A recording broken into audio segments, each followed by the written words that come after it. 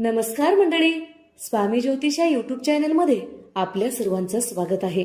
तर मंडळी, आपण आजच्या व्हिडिओत नागपंचमीच्या दिवशी या चुका करू नका, पुण्य लागण्याऐवजी पाप लागेल। त्याचबरोबर नागपंचमीच्या दिवशी नागदेवतेला कोणती वस्तू अर्पण केल्यामुळे सर्व कष्ट दूर होतात याविषयीची सविस्तर माहिती आपण आजच्या व्हिडिओत पाहणार आहोत। चॅनलवर नवीन असाल तर चॅनलला सबस्क्राइब करा, बाजूच्या घंटीला ऑल करा, त्यामुळेच मी टाकलेले असेच नवनवीन व्हिडिओज तुम्हाला पाहता येतील। श्रावण महिना हा व्रत उत्सव व व्रत वैकल्याचा खास महिना असतो। या संपूर्ण महिन्यात प्रत्येक दिवसाचे वेगळे महत्त्व आहे। श्रावण महिन्यातील शुक्ल पक्षातील पंचमीला नागपंचमी हा सण आपण साजरा करतो। नागपंचमी दिवशी नागदेवतेची पूजा केली जाते। या दिवशी नागदेवतेची पूजा केली जाते। नागाची उपासना व विशेष पूजा केल्याने जीवनातील अडथळे दूर होतात आणि आपल्यावर नागदेवतेची कृपा राहते असे आपल्या शास्त्रात सांगितलेले आहे।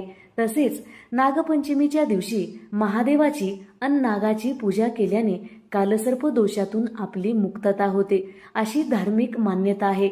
श्रावण महिना म्हणजे उत्सवाचा महिना। श्रावणातील पहिला सण नागपंचमीचा आपल्या कुटुंबाची नागभयापासून सदा सर्वदा मुक्तता व्हावी, तसेच नागदेवतेचा कृपा आशीर्वाद प्राप्त व्हावा यासाठी प्रतिवर्षी श्रावण शुक्ल पक्ष पंचमीला म्हणजेच नागपंचमीला नागपूजन केले जाते व नागदेवतेचा आशीर्वाद प्राप्त केला जातो।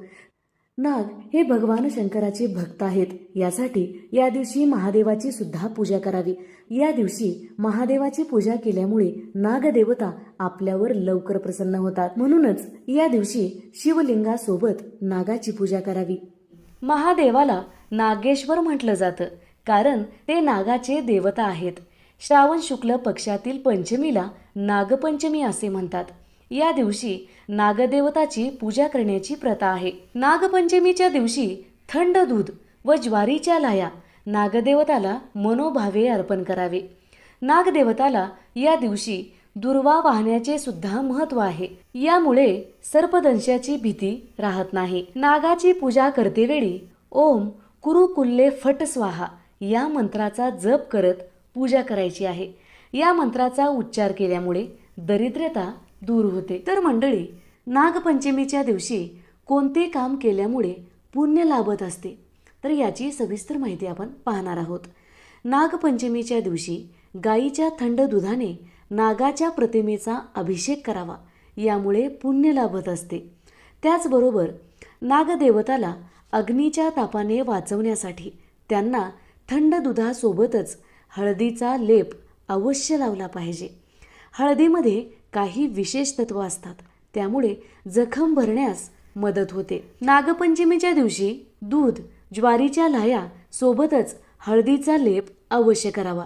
आपण हळदीचे लेपन केले नसेल तर पूजा अपूर्ण मानली जाते। श्रीकृष्णाने यमुनेच्या डोहामध्ये कालिया नागाचे मर्दन केले, तो दिवस म्हणजे नागपंचमी होय। नागपंचमीला अनेक स्त्रिया आपल्या भावासाठी उपवास करतात। भाऊ नसेल तर पुढच्या जन्मी चांगला भाऊ मिळावा म्हणून उपवास करावा। नागचतुर्थीला म्हणजे श्रावण महिन्यातील पहिला सण म्हणजे नागपंचमी होय।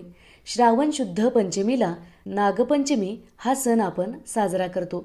नागपंचमीच्या दिवशी नागाची पूजा केली जाते। नागपंचमीच्या दिवशी नागदेवताला पिवळा धागा अर्पण केला जातो।